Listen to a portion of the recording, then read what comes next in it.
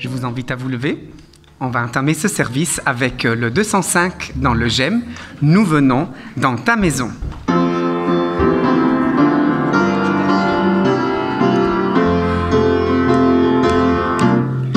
Nous venons dans ta maison et nous nous rassemblons pour t'adorer.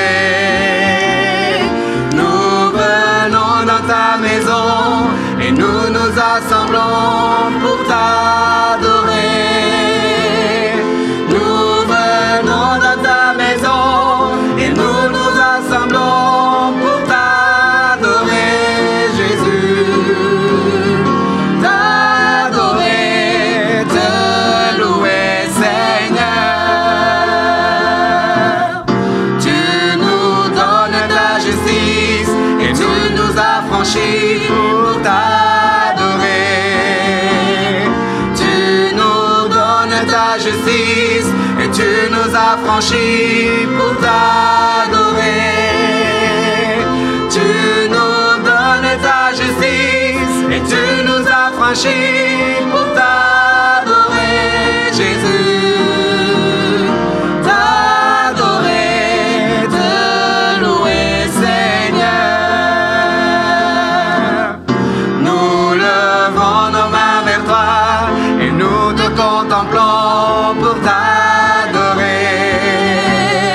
Nous levons nos mains vers toi et nous te contemplons pour t'adorer. Nous levons nos mains vers toi et nous te contemplons pour t'adorer, Jésus. T'adorer, te louer, Seigneur.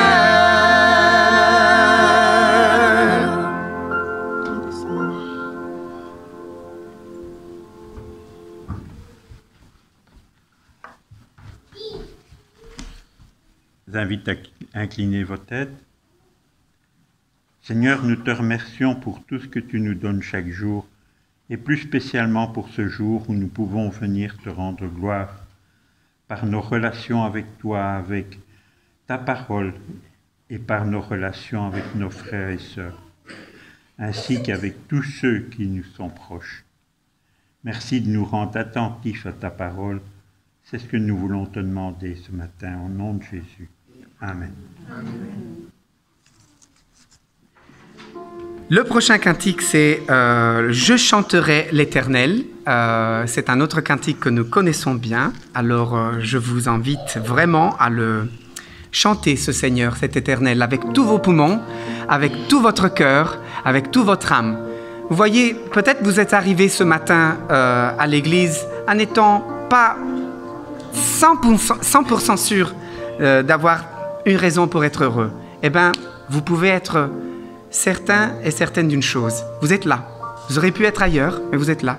Donc, chantez l'Éternel avec tout votre cœur et chantons-le ensemble. Célébrons-lui parce que c'est grâce à lui qu'on existe. Je chanterai l'Éternel tant que je vivrai. Je chanterai l'Éternel. Je célébrerai mon Dieu tant que j'existerai. Je célébrerai mon Dieu. Je chanterai l'Éternel tant que je vivrai. Je chanterai l'Éternel. Je célébrerai mon Dieu tant que j'existerai. Je célébrerai mon Dieu. Que mes paroles lui soient agréables, lui soient agréables. Je me réjouis en l'Éternel. Je chanterai l'Éternel tant que je vivrai. Je je chanterai l'Éternel. Je célébrerai son nom tant que j'existerai. Je célébrerai mon Dieu. Je chanterai l'Éternel tant que je vivrai. Je chanterai l'Éternel. Je célébrerai mon Dieu tant que j'existerai. Je célébrerai mon Dieu.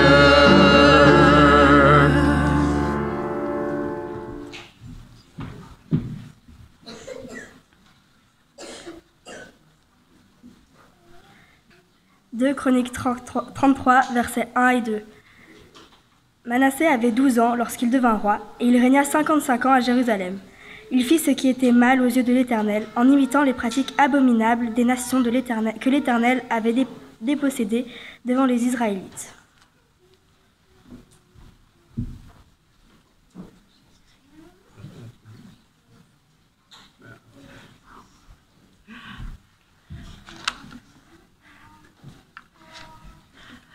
Bonjour à tous.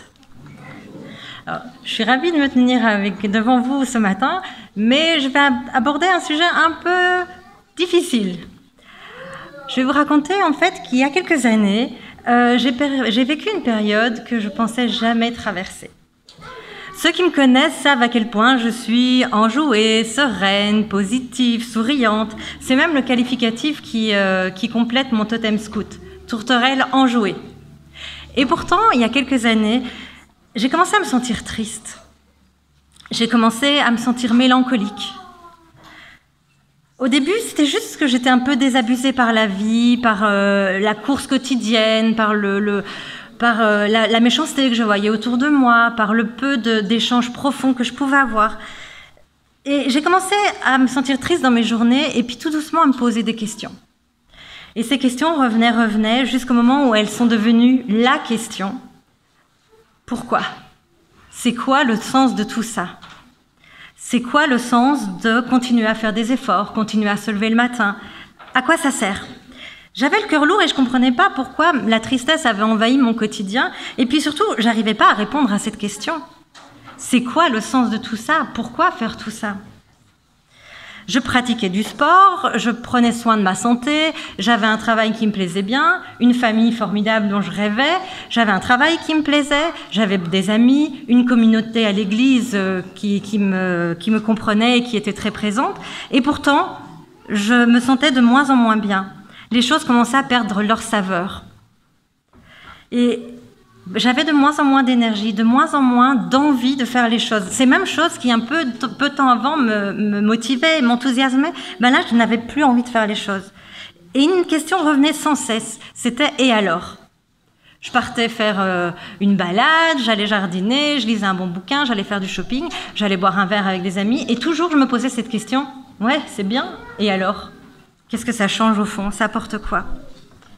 Et je me souviens d'un jour où j'étais à un repas commun dans mon église. Vous savez un peu comment ça se passe, les repas en commun, on est tous rassemblés de manière très informelle.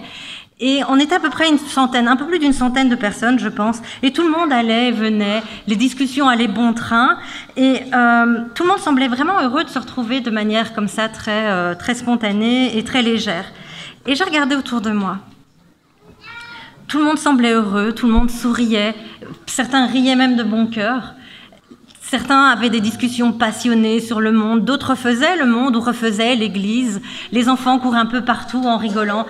Les jeunes ados étaient amassés en espèces de tas de jeunes, tous dans un coin, bien contents qu'on les oublie et qu'on les laisse tranquilles. Et ça donnait une image très belle.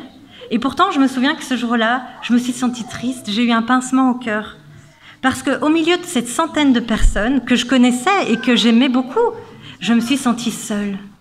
J'ai ressenti de la solitude au milieu de dizaines et dizaines de personnes. J'avais jamais ressenti ça, à part de temps en temps peut-être dans l'obscurité tardive de ma chambre, mais jamais comme ça. Et un jour, j'ai entendu une chanson de Florent Pagny. Cette chanson, c'est Quand on est seul en décembre. Et il a dit une phrase qui exprimait très bien ce que j'ai ressenti à ce moment-là. Il a chanté plutôt, qu'on n'a pas besoin d'une île déserte pour être seul au monde. Et c'était tellement vrai, c'était tellement ce que je ressentais. Pas besoin d'une île déserte pour être seul au monde. Et ma mélancolie ne se limitait pas à me rendre triste. Parfois, elle me rendrait même frustrée, voire un peu aigrie et en colère contre le monde entier. En fait, j'en voulais tout simplement au monde entier d'être plein d'énergie et d'entrain, alors que moi, je me sentais si vide.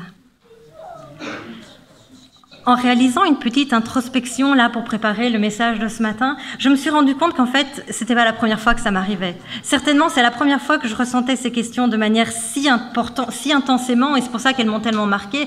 Mais en fait, je les avais déjà ressentis, ces sentiments-là. Et je crois qu'on les traverse tous à un moment ou à un autre de nos vies. Ces moments où on se pose des questions, où on se demande pourquoi ? Pourquoi est-ce qu'on fait les choses ? Pourquoi est-ce qu'on est sur Terre ? C'est quoi le sens de tout ce que nous traversons? Alors parfois, ces questions, elles peuvent émerger après des difficultés concrètes. La perte d'un être qu'on aime, des difficultés familiales, des difficultés professionnelles ou financières. Tout plein de raisons nous expliquent qu'on peut se sentir triste. Et parfois, il n'y a pas de raison raisonnable à ces questions et à ces sentiments de tristesse. Parfois, rien n'explique vraiment, mais pourtant c'est ce qu'on ressent au fond de soi. Ou parfois, c'est parce qu'on a eu un événement traumatisant, mais qu'il est passé depuis tellement longtemps qu'il est jugé comme temps de passer à autre chose. Un peu comme si la tristesse avait une sorte de date de péremption après laquelle on n'a plus le droit de la ressentir et qu'il faut qu'on passe à autre chose. En tout cas, raison raisonnable ou pas, je crois qu'on a tous déjà traversé des moments de découragement. Ces moments où les paroles de Florent Pagny, pas besoin d'une île déserte pour se sentir seul au monde, prennent une ampleur particulière, une profondeur particulière. Ce sentiment qu'on décrit parfois comme la maladie moderne, la dépression, la mélancolie, tout ce qu'on veut, n'est pas si nouveau que ça en réalité. Le vide intérieur, la recherche de sens à la vie, c'est en fait vieux comme le monde. Dans la Bible, il y a une histoire comme ça d'un roi qui a traversé les mêmes sentiments que nous, ces mêmes sentiments-là. C'est dans le deuxième livre des Chroniques, au chapitre 33, et ce roi s'appelle Manassé. Alors je vous propose aujourd'hui de voir un tout petit bout de son histoire à Manassé. Manassé devient roi quand il a 12 ans. 12 ans, c'est très jeune. 12 ans, par rapport à l'Église, c'est l'âge de Raphaël, de Noah, de Matthias aussi. Voilà, pour quelques enfants. 12 ans, c'est très jeune. Le père de Manassé était le roi Ézéchias. Un roi assez incroyable si on en croit le récit. Je vais vous lire 3 versets qui parlent du père de Manassé. Ézéchias mit sa confiance dans le Seigneur, le Dieu d'Israël. Après lui, il n'y eut pas de roi comme lui dans tous les rois de Juda. Il n'y en eut pas non plus de semblable parmi ceux qui l'avaient précédé. Il demeura attaché au Seigneur sans se détourner de lui. Il garda ses commandements que le Seigneur lui avait prescrits. Le Seigneur était avec lui. Il réussissait dans tout ce qu'il entreprenait. Manassé a donc devant lui un exemple assez impressionnant. Exemple en matière de règne, de politique, en matière de spiritualité aussi. Son père expérimente une vie riche en succès grâce au Seigneur qui l'accompagne dans toutes ses actions. Quel bel exemple, hein ? Quelle pression aussi pour ce jeune roi qui accède au trône à 12 ans. Être roi. On peut imaginer que Manassé avait autour de lui tout ce qu'il fallait en matière de bien-être matériel. Des richesses, de quoi profiter de la vie, de quoi être heureux en fait. En plus, à 12 ans, il hérite d'un royaume prospère que Ézéchias lui a légué.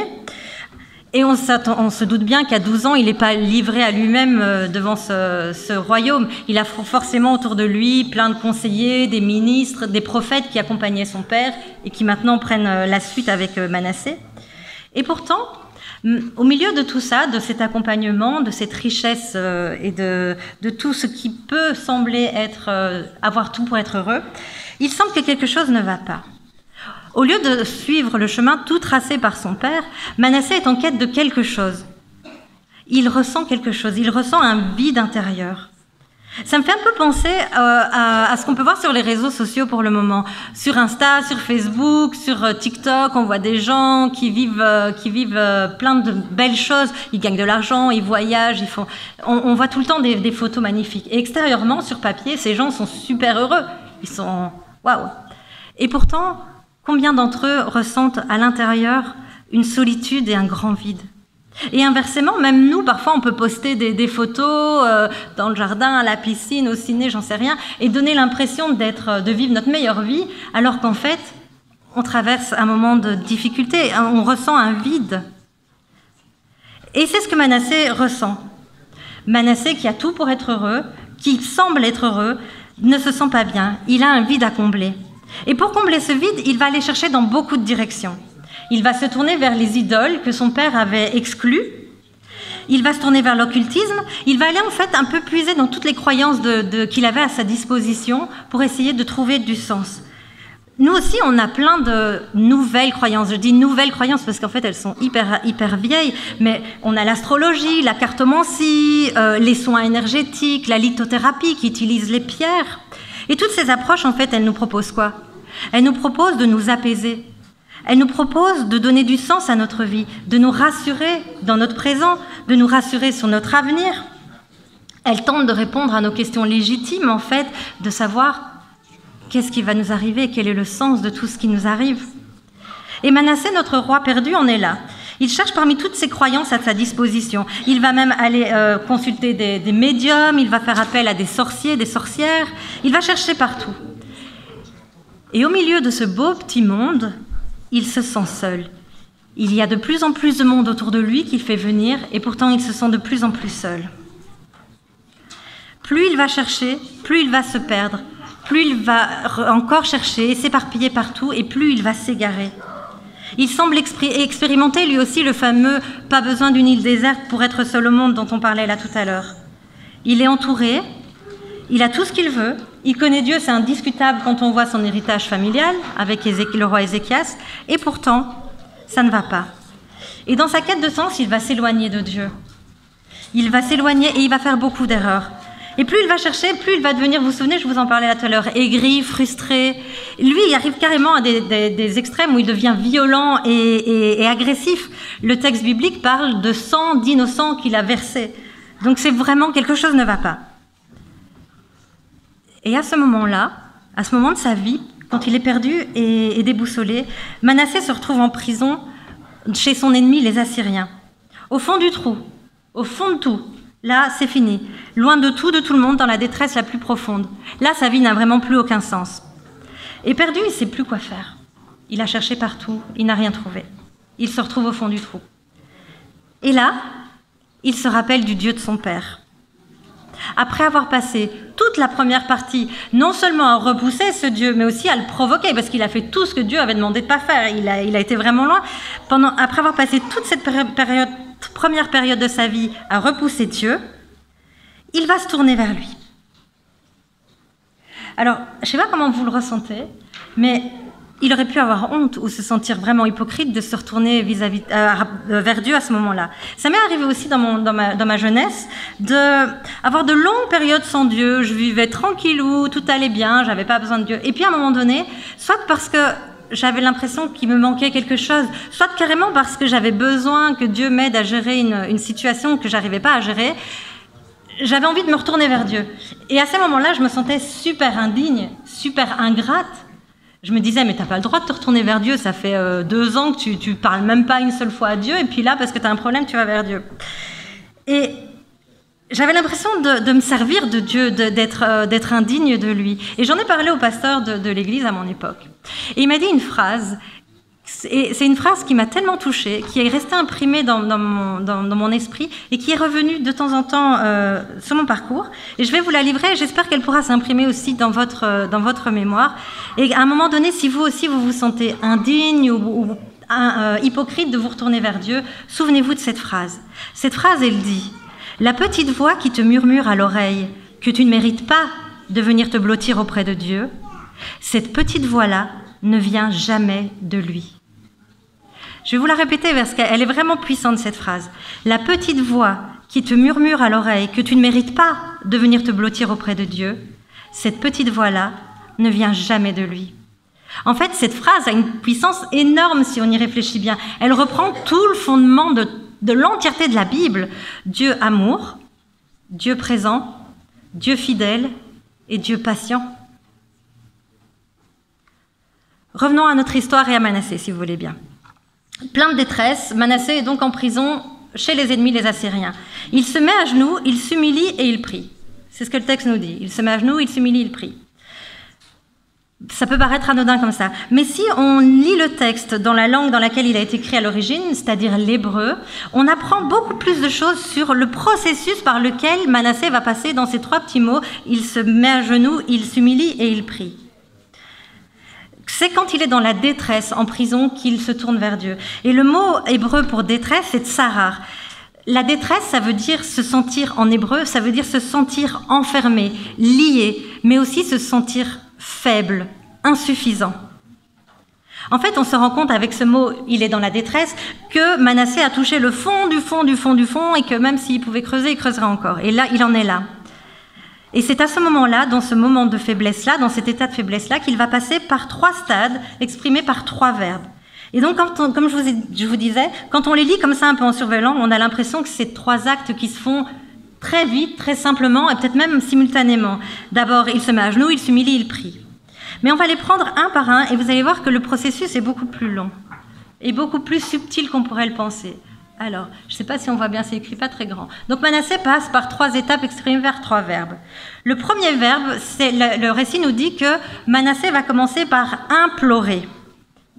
Alors le verbe implorer en hébreu, c'est shalar. Ça veut dire effectivement implorer, mais ça veut dire montrer des signes de faiblesse, ça veut dire admettre sa faiblesse. C'est pas juste Manassé qui dit Seigneur, je sais plus quoi faire. C'est Manassé prend conscience à ce moment-là du vide dans lequel il se trouve. C'est une prise de conscience vraiment. Ensuite, il va s'humilier. Et le verbe hébreu pour s'humilier, c'est kana. Donc c'est s'humilier ou se soumettre. Et ça a une notion d'admettre sa faiblesse. À ce moment-là, Manassé a fait un pas de plus. Dans la première étape, il a pris conscience de toute sa faiblesse, de tout le vide dans lequel il se trouve. Et là, il commence à reconnaître son besoin de quelque chose qui le dépasse. Il reconnaît son besoin de Dieu dans cette étape.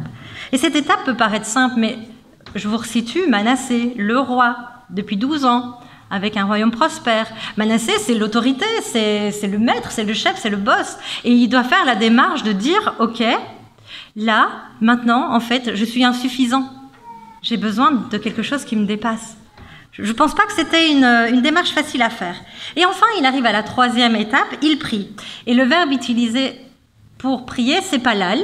Et c'est prier dans le sens une demande d'intercession, d'intervention.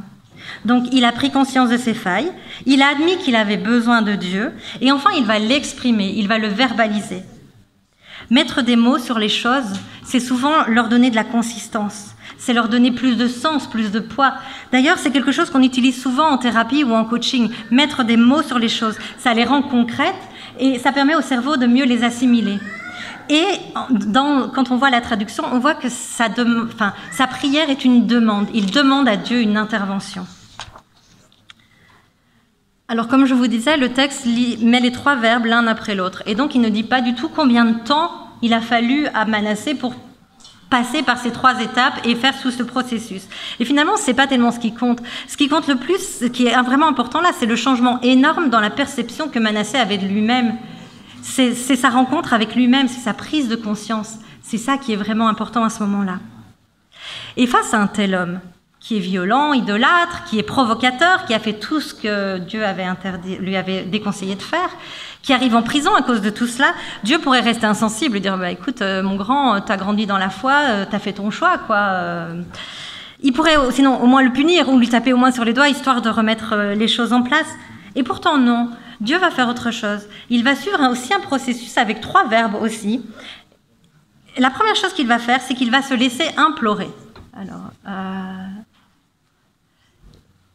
hop, voilà, il va se laisser implorer. Attar. Alors, la première fois que j'ai lu le texte, je me suis dit, c'est quand même un peu sadique, il va se laisser implorer, genre, vas-y, supplie-moi, répands-toi en regret, en excuses et tout ça. Mais en fait, si on reprend le fait de simple implorer, on a vu que le verbe shalar, qu'on traduit par implorer, ça voulait dire montrer des signes de faiblesse, ça voulait dire admettre sa faiblesse. Du coup, on ne se retrouve plus face à un Dieu qui daigne se laisser implorer et supplier, on se retrouve là face à un Dieu qui laisse le temps à Manassé d'admettre sa faiblesse. C'est plus du tout la même perspective. Au lieu d'un Dieu qui punit, Manassé se retrouve face à un Dieu qui lui laisse l'espace dont il a besoin pour réfléchir, pour se construire, un Dieu qui s'adapte à lui et à son processus. Ensuite, Dieu va exaucer. Alors, Dieu laisse le temps à Manassé de comprendre sa faiblesse et lui laisser le temps de se comprendre lui-même. Le verbe exaucer, Dieu va exaucer ensuite, c'est shama. Ça veut dire qu'il va entendre, écouter. Ça ne veut pas juste dire qu'il va exaucer un souhait comme on a tendance à le comprendre de nos jours, exaucer. C'est il va entendre le processus par lequel Manassé va passer. Il va entendre sa remise en question, son besoin que Manassé va finir par exprimer. Il est là. Manassé n'est plus seul. Dieu l'entend, Dieu l'écoute. Et enfin, Dieu va ramener Manassé à Jérusalem. Alors, je vais vous lire 3 petites phrases un peu interpellantes. Âme sensible, mettez des mains sur les oreilles. « Je leur ai tranché la gorge comme des agneaux. J'ai coupé leur précieuse vie comme on coupe une ficelle. Comme les nombreuses eaux d'une tempête, j'ai fait couler le contenu de leurs gosiers et de leurs entrailles sur la vaste terre. » Sympa, hein? Je vous en fais une autre. « Je l'ai écorché et j'ai étendu sa peau sur les murs de la ville. » Une 3e pour la route. « Je lui ai percé le menton avec mon poignard à la main acérée. À travers sa mâchoire, j'ai passé une corde. Je lui ai mis une chaîne de chien et je l'ai fait occuper un chenil. » Comme diraient mes enfants, ah ouais, c'est trash. En fait, ces phrases, que vous vous demandez pourquoi je vous cite là, c'est des phrases qu'on a retrouvées sur des inscriptions datant de l'époque de Manassé. Et ces citations décrivent le traitement qu'on réservait aux ennemis des Assyriens. Donc Manassé, qui est arrêté et qui est en prison assyrienne. Il n'a aucune chance de sortir de cette prison. Quand on voit les textes de ce qu'on réserve comme traitement à ses ennemis. Et ce n'est pas un ennemi comme les autres, c'est le roi ennemi. Le roi ennemi en prison, alors on ne va pas lui réserver un traitement de faveur. Donc, sans l'intervention de Dieu, Manassé n'a aucune chance de sortir de cette prison vivant. Le texte biblique n'insiste pas beaucoup sur le fait que ce soit un tel miracle que Manassé retourne dans son pays. Mais quand on recherche et qu'on regarde le contexte historique, on se rend compte à quel point, effectivement, c'était invraisemblable. Il n'y avait aucune chance que ce roi ennemi puisse ressortir vivant et retourner dans son pays comme si de rien n'était. Et pourtant, c'est ce qui se passe. Dieu va ramener Manassé à Jérusalem. Et c'est même encore plus beau que ça. Le verbe qui est utilisé en hébreu, qui est ramener, contient une notion très très forte de restauration, de réparation. Dieu va rejoindre ce roi en perdition au fond de sa détresse en prison. Ce roi qui prend conscience de sa faiblesse, de son insuffisance, il va l'en sortir, il va le ramener là où il doit être et il va le restaurer. En y pensant bien, c'est un acte énorme et c'est un acte que Dieu nous promet à tous. Peu importe tes erreurs, peu importe où tu te trouves, viens vers moi et laisse-moi te restaurer. Le récit biblique raconte que c'est à ce moment-là que Manassé sait que le Seigneur est Dieu. Il a grandi dans la foi, auprès d'un père à la spiritualité hyper solide, qui a cheminé avec Dieu, mais qui a expérimenté aussi des grandes victoires, des grandes réussites avec Dieu.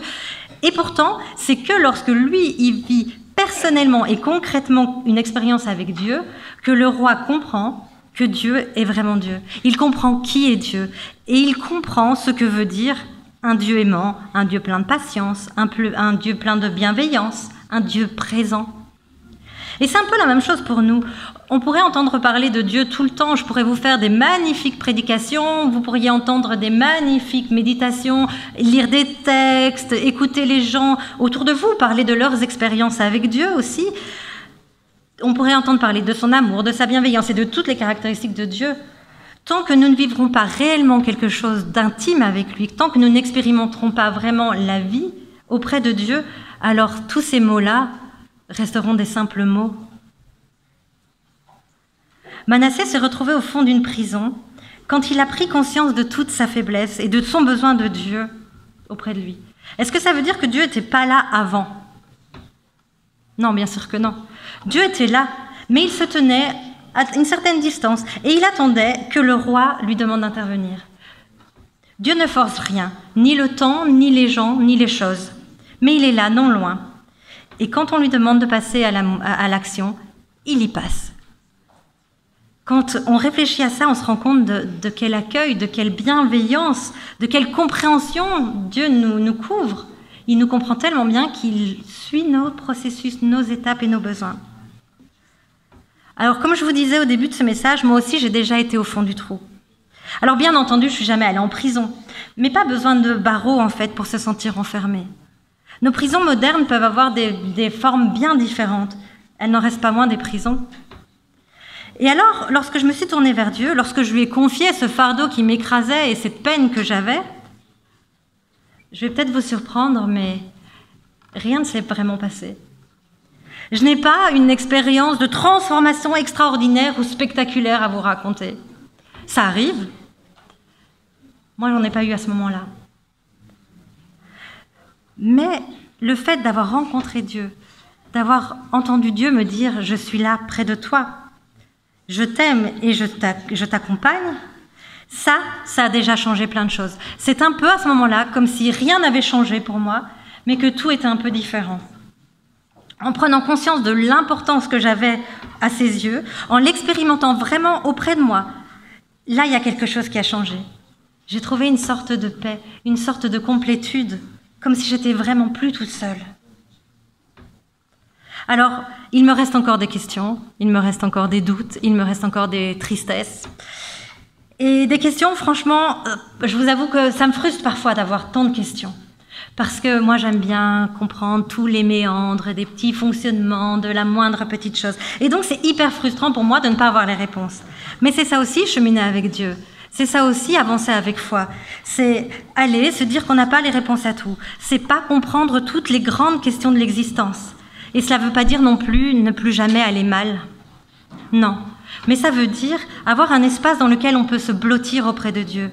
C'est se mettre en cheminement avec quelqu'un qui va nous accompagner tout le temps. Et on va grandir et chercher encore et encore. C'est prendre une route où nos questions sont encore bien présentes. Souvent, elles sont un peu différentes, mais elles sont bien présentes. Mais c'est surtout prendre une route où on n'est plus seul avec ces questions, où on n'est plus seul avec notre tristesse. C'est comme si Dieu nous disait, à partir de maintenant, tu auras vraiment besoin d'une île déserte pour te sentir seul au monde. Et en vérité, même là, je serai avec toi. Et non seulement il nous rejoint là où nous sommes, il prend soin de nous, mais il le fait en tenant compte de nos besoins, de notre timing même, de notre psychologie. Et quand nous allons mal, nous ne faisons pas insulte à Dieu. Dieu est à nos côtés. Dieu souffre avec nous. Dieu souffre et porte notre tristesse avec nous. De la même manière que le Seigneur a répondu présent lorsque Manassé s'est tourné vers lui et qu'il lui a demandé d'intervenir dans sa vie, il est là pour chacun d'entre nous, pour chaque personne qui constitue cette assemblée. On n'a pas besoin d'une île déserte pour se sentir seul au monde. On n'a pas besoin de se retrouver enfermé dans une prison ennemie pour ressentir de la détresse, pour se sentir enfermé, faible, insuffisant ou fatigué. Blaise Pascal a dit dans les années 1650, c'est pour vous dire à quel point cette question elle est récurrente et elle anime chaque être humain et chaque génération. Il a dit « Il y a dans le cœur de chaque homme un vide en forme de Dieu, et nul autre que lui ne peut le combler. » Peu importe où nous nous situons dans nos vies, peu importe les relations que nous entretenons ou pas avec Dieu, peu importe nos erreurs de jugement, de choix, ce que nous avons fait dans le passé, ce qu'on fait aujourd'hui et ce qu'on va encore forcément faire, n'hésitons pas à nous tourner vers lui et à expérimenter réellement qui est Dieu, qu'est-ce que c'est que vivre auprès de Dieu. Parfois, nos fonds ou nos prisons sont plus subtils que ceux de Manassé. Parfois, on n'a pas besoin d'une grande tragédie pour se sentir juste un peu triste, un peu seul, ou juste avoir « tiens, j'ai l'impression qu'il me manque quelque chose ne va pas trop ». On ne comprend pas toujours. Et ce processus par lequel Manassé est passé, cette prise de conscience de son besoin de Dieu, on peut tous la traverser et la retraverser à des moments de nos vies. Honnêtement, de nos jours, c'est facile de vivre sa vie en ayant l'impression qu'on n'a pas besoin de Dieu. C'est facile de vivre sa vie en ayant l'impression qu'on n'a besoin de rien et que tout va bien. Et parfois, on a même l'impression de vivre sa vie déjà avec Dieu. Et pourtant, il y a un petit quelque chose qui ne va pas, qui nous titille. Et si c'est le cas, s'il y a ce petit truc qui vous titille, ce petit truc, ou carrément cette envie claire et affirmée et criante de se rapprocher de Dieu. Si vous ressentez la moindre chose comme ça, ou si vous connaissez une personne qui vous dit « Tiens, moi, je me sens pas très bien, mais je sais pas trop » et tout ça, rappelez-vous de la phrase du pasteur que je vous ai dit là tout à l'heure. La petite voix qui te murmure à l'oreille que tu ne mérites pas de venir te blottir auprès de Dieu, cette petite voix-là ne vient jamais de lui. Alors, peu importe la profondeur de notre trou, peu importe la nature de notre prison ou de notre questionnement, Dieu est auprès de chacun d'entre nous. N'hésitons pas à laisser Dieu pénétrer nos cœurs et nos vies pour ne plus jamais avoir à nous sentir seuls au milieu de la foule. Amen.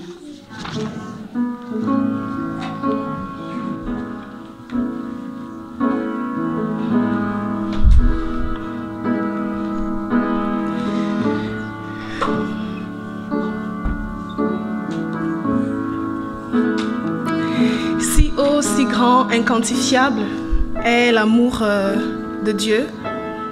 Si le monde venait à s'écrouler, cet amour subsisterait.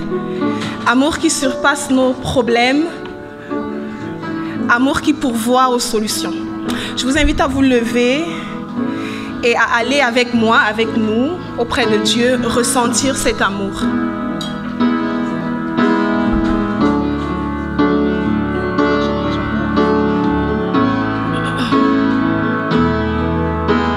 C'est auprès de Dieu que je veux me tenir. Il est mon Seigneur, mon roi.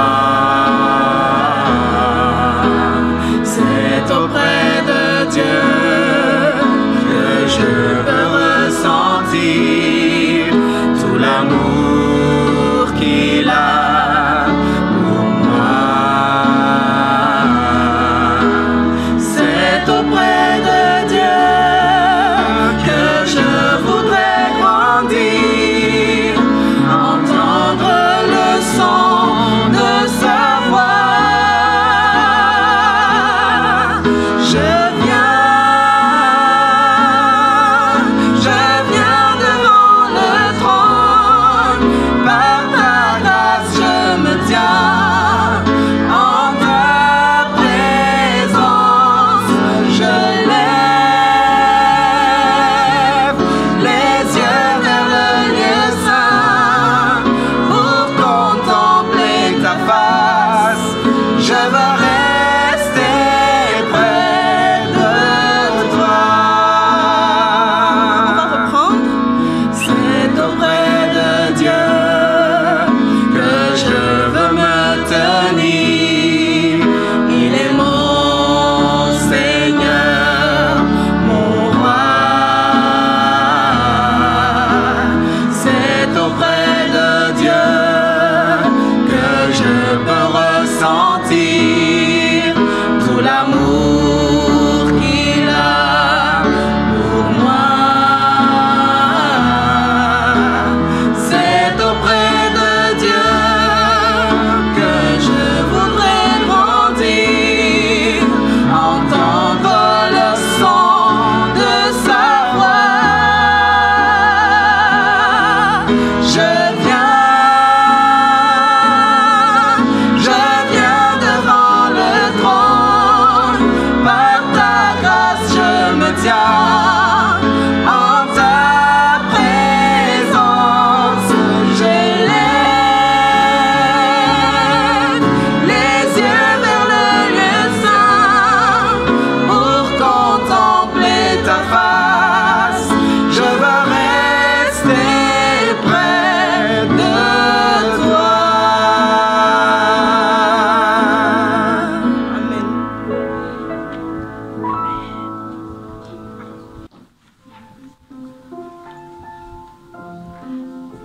Je vous invite à baisser la tête pour prier. Seigneur, je voudrais te remercier pour ce sabbat particulier dans cette église ici à Woluwe. Te remercier pour toutes les personnes qui sont présentes, pour ta présence aussi parmi nous. Je voudrais te demander de venir nous rejoindre là où nous nous trouvons, dans nos tristesses, nos détresses, nos fonds, nos trous, nos questionnements simplement.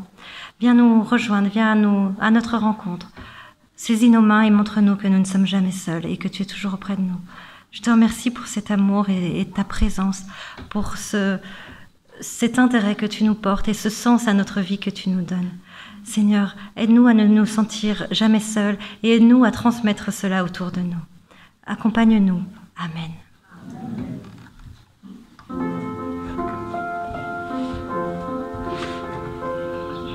Levons-nous et invitons le Seigneur dans nos cœurs.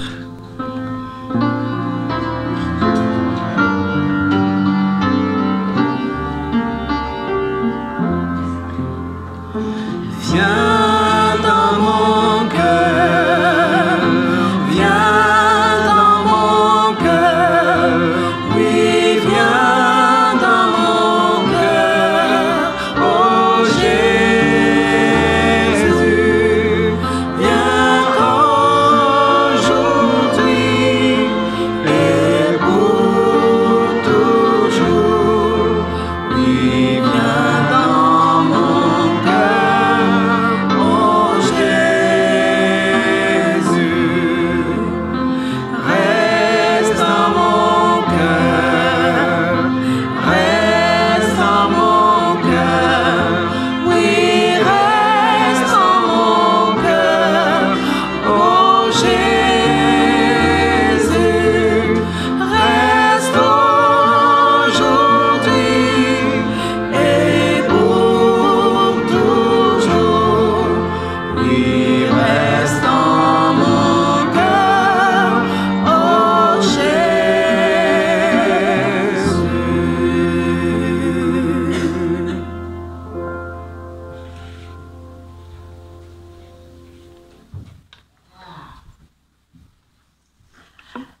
Le verset de bénédiction que je vais vous lire aujourd'hui est issu d'Ésaïe, Ésaïe 54, 10. Une promesse que le Seigneur fait pour nous. Même si les collines venaient à s'ébranler, même si les montagnes venaient à changer de place, l'amour que j'ai pour toi ne changera jamais, et mon alliance de paix avec toi restera inébranlable. C'est moi le Seigneur qui te le dis, moi qui te garde ma tendresse. Je vous souhaite un beau sabbat et une bonne semaine.